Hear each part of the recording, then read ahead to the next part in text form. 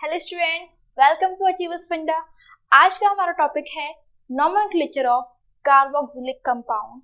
ऐसे कंपाउंड जो कि कार्बोक्सिलिक ग्रुप से बिलोंग करते हैं, जिनमें कार्बोक्सिलिक ग्रुप होता है, उनका हम नोमेनक्लेचर कैसे करेंगे। तो स्टार्ट करते हैं। कार्बोक्सिलिक ग्रुप या फिर जिसे हम लोग बोलते हैं कार्बोक्सिलिक अम्ल बोलते हैं। सबसे पहले इसका सिंबल क्या होता है, इसको किससे संकेत क्या होता है इसका, यहाँ देखते हैं।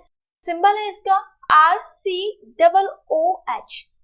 ओके, या फिर हम इसको R मीन्स क्या होता है, एल्किल ग्रुप। कोई भी एल्काइल ग्रुप या फिर एल्किल ग्रुप हो, मीन्स CH3 हो, C2H5 हो, कुछ भी हो, और इसमें क्या होगा, C double bond O and then single bond OH। अब हम फिर से आपको रिमेम्बर कराते हैं, याद दिलाते हैं कि हम कैसे पता करेंगे कि इस ऑक्सीजन के साथ में डबल बॉन्ड होगा और इस ऑक्सीजन और हाइड्रोजन के साथ में जो कार्बन है वो सिंगल बॉन्डेड होगा। क्योंकि हमने एल्डिहाइड ग्रुप में बताया था कि ये जो ऑक्सीजन है इसने इस कार्बन से 2 इलेक्ट्रॉन की शेयरिंग की है और इस ऑक्सीजन ने सिर्फ 1 इलेक्ट्रॉन की शेयरिंग की है। तो जितने इलेक्ट्रॉन शेयर होते हैं उतने ही बॉन्ड लगते हैं। ओके, अब बात करते हैं फॉर्मूला, जो कि फॉर्मूले हमें से चलते ही आ रहे हैं कि फर्स्ट था हमारा alkene CnH2n+2, alkene CnH2n, then alkyne CnH2n+2। उसके अकॉर्डिंग हमने सारे अपने फंक्शनल ग्रुप अटैच करते गए। इसका फॉर्मूला क्या होगा, CnH2n+1 COOH। ओके, इसी में हम इस फॉर्मूले में n is equal to put up करते जाएंगे 1 2 3 एंड फॉर्मूला जनरेट करते जाएंगे।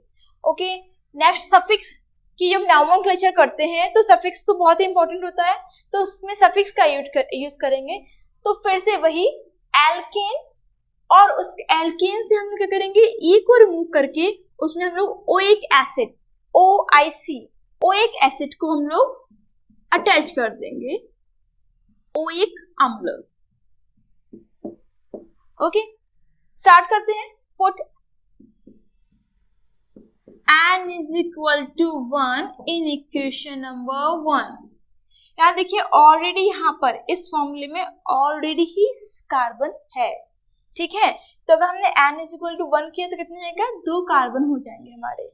तो पुटअप करते हैं n is equal to 1, तो C1 जहां जहां n है वहां हम लोग 1 पुटअप करते जाएंगे। 2 into 1 plus 1 COOH। अब क्या फॉर्मूला बनने वाला है, यहाँ देखते हैं। CH 2 1 या 2 plus 1 3 CH3 COOH। ओके, ये फॉर्मूला बनेगा इसका। अब इसको एक और तरीके से कैसे लिखेंगे हम लोग, यहाँ देखिए CH3C double bond O and then OH। ये इस फॉर्मेट में भी आता है, इसलिए आपको सब उसके रूप जानकारी होनी चाहिए कि कोई भी जो अपना कंपाउंड है वो किस किस तरीके से आ सकता है। अब क्या करना है, इसका नोमेनक्लेचर करेंगे, IUPAC नोमेनक्लेचर या फिर नेम। फिर से एल्केन कंपाउंड मतलब आपको पहले नंबर ऑफ कार्बन जानना है, उसके बाद हम क्या करेंगे, E को हटा के ओइक एसिड लगाएंगे। तो नंबर ऑफ कार्बन कितने हो रहे हैं यहाँ पर देखिए, 1 and 2। ओके, तो नंबर ऑफ कार्बन 2 हुए हैं और 2 को बोलते हैं हम लोग एथ, और यहाँ क्या है इन फॉर्म है तो एथेन। ओके, तो हमने क्या कर दिया यहाँ पर एथेन, E को रिमूव करके हम लोग को ओइक लगाना है। तो फॉर्मूला का नेम क्या है, एथेनोइक एसिड। फिर से एल्केन ग्रुप एथ, तो एथेन हो गया, E को रिमूव करके ओइक एसिड लगाना है, तो क्या हो जाएगा, एथेनोइक एसिड। ठीक है, हिंदी में एथेन लगाया है, फिर हमने एथेन में O की मात्रा मतलब एथेनोइक, ये O है ना, ये मात्रा के फॉर्म में चला जाता है, तो एथेनोइक अम्ल। ओके, अब हमने कहा इसका कॉमन नेम क्या है, तो कॉमन नेम भी हमेशा की तरह बहुत ही इंपॉर्टेंट रहते हैं, जो कि अपने IUPAC नेम से बहुत कम जाने जाते हैं, कॉमन नेम से ज्यादा बहुत पॉपुलर होते हैं। तो कॉमन नेम क्या होगा इसका, यहाँ देखिए CH3COOH। आपने एक नेम जरूर सुना होगा, विनेगर। ओके, मतलब सिरका। ओके, और उसका नेम था एसिटिक एसिड। क्या नेम था, एसिटिक एसिड। तो CH3 का नेम क्या है? Acetic acid. और यही किसका फॉर्मूला होता है? विनेगर या फिर सिरके का फॉर्मूला होता है, जो को हम लोग अचार में डालते हैं प्रिजर्वेशन के लिए, फूड प्रिजर्वेशन के लिए। ओके, तो ये हमारा एसिटिक एसिड हो गया। देखिए 2 कार्बन हुए, तो ये क्या हो गया हम लोग का? Acetic acid. एक हमने एल्डिहाइड ग्रुप में क्या पढ़ा था? एसिटिल्डिहाइड प्लस एल्डिहाइड, क्योंकि हमने पढ़ा है ना कि जो अपना उनका सरनेम क्या था? एल्डिहाइड था, तो एसिड प्लस एल्डिहाइड एसिटिल्डिहाइड, वो फॉर्मूला था CH3CHO। और यहाँ पर क्या है? CH3COOH, तो एसिटिक एसिड, और IUPAC नेम एथेनोइक एसिड।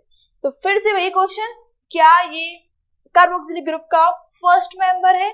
ये नहीं, इसमें ऑलरेडी 2 कार्बन है, इसमें 1 कार्बन होगा वो उसका फर्स्ट मेंबर होगा। ओके, तो देखिए इसका फर्स्ट कार्बन वाला मेंबर कौन सा है कार्बोक्सिलिक एसिड का? HCOOH, या फिर इसको हम लोग ऐसे भी लिख सकते हैं HC double bond O and then OH, इस फॉर्म में भी आएगा आपका। ठीक है, इसका नेम क्या होगा?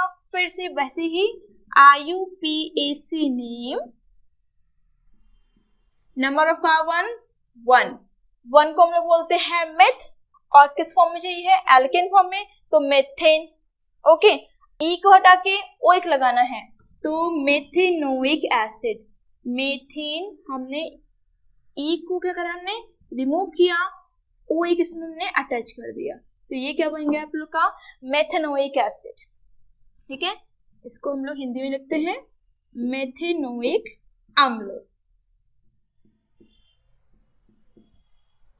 हमने आपको पहले बताया था कि आपको इस क्लास में हिंदी और इंग्लिश का कोई झंझट नहीं रहेगा, दोनों हम बाइलिंगुअल पढ़ेंगे इस क्लास को। अब हमने कहा कि इसका कॉमन नेम क्या है, जैसे कि इसका कॉमन नेम बहुत इंपॉर्टेंट है, इसी तरह इसका भी कॉमन नेम बहुत ही इंपॉर्टेंट है।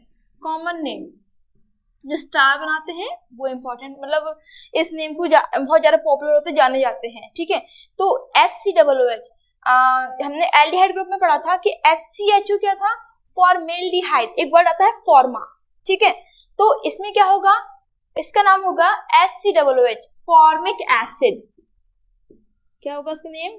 फॉर्मिक एसिड या फिर फॉर्मिक अम्ल। फॉर्मिक अम्ल। ओके, फॉर्मिक अम्ल किसमें पाया जाता है? चींटियों के डंक में। ओके, ये कहाँ पाया था? आपको ये बहुत जनरल नॉलेज का क्वेश्चन है कि ये फॉर्मिक एसिड या फिर चींटियों के डंक में कौन सा एसिड पाया जाता है? वो होता है फॉर्मिक एसिड। ओके, तो SCHO क्या था? SCHO था फॉर्मेल्डिहाइड, एल्डिहाइड ग्रुप का था, और ये है फॉर्मिक एसिड। IUPAC नेम क्या था इसका? मेथेनोइक एसिड, क्योंकि ये HCOOH है। एल्डिहाइड में क्या था? SCHO का फॉर्मेल्डिहाइड। ओके, तो एथेनोइक हो गया और मेथेनोइक एसिड हो गया। अब इसके हम लोग और एग्जांपल करते हैं, आप इसका स्क्रीनशॉट ले सकते हैं।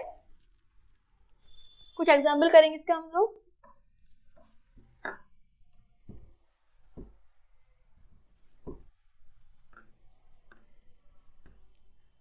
देखिए, एक बड़ी सी मन से हम लोग एक लंबी चेन बना देते हैं। IUPAC में यही फायदा होता है कि हम लोग कितनी भी लंबी चेन को जनरेट कर सकते हैं और इसका हम लोग नोमेनक्लेचर कर सकते हैं। हमने इतना लंबा ले लिया, अब इसमें क्या करेंगे हम लोग? यहाँ पर SCOOH में हम लोग इस ग्रुप में COOH ग्रुप को मैं अटैच कर दिया। जरूरी नहीं आप राइट में लगाएं इस ग्रुप को, आप इस ग्रुप को यहाँ पे भी अटैच कर सकते हैं, लेकिन जहां से ये अटैच होता है वहीं से हम लोग काउंटिंग शुरू करते हैं। यहाँ से हो रहा है, तो 1 2 3 4 5 6 7। बहुत से बच्चे क्या करते हैं? इस कार्बन को काउंट नहीं करते हैं, लेकिन ध्यान रखना इन ग्रुप में क्या होता है कि कार्बन ऑलरेडी इसमें एग्जिस्ट होता है ना, तो हम लोग इसको भी काउंट करते हैं। ठीक है, तो इसका IUPAC नेम, देखो इतनी बड़ी जो चेन होती है इनकी मोस्टली हम लोग से IUPAC नेम ही पूछे जाते हैं, कॉमन नेम तो बहुत ही रेयर में पूछे जाते हैं। ठीक है, तो सबसे पहले नंबर ऑफ कार्बन 1 2 3 4 5 6 7 मतलब हेप्ट। ओके, और किस फॉर्म में चाहिए? एल्केन फॉर्म, मतलब एन लगाना है, तो heptane. Number of carbon 7 means hept, add करना है हम लोग को एन, और क्या करना है, ई को हम लोग रिमूव करके ओइक लगा देंगे, तो हेप्टेनोइक एसिड, हेप्टेनोइक अम्ल। और भी एग्जाम्पल करते हैं, देखिए जैसे कि अब हम क्या करेंगे, गेस्ट को बिठा देंगे यहाँ पे, जिससे कि आपको वैरायटी के क्वेश्चंस मिल जाएं।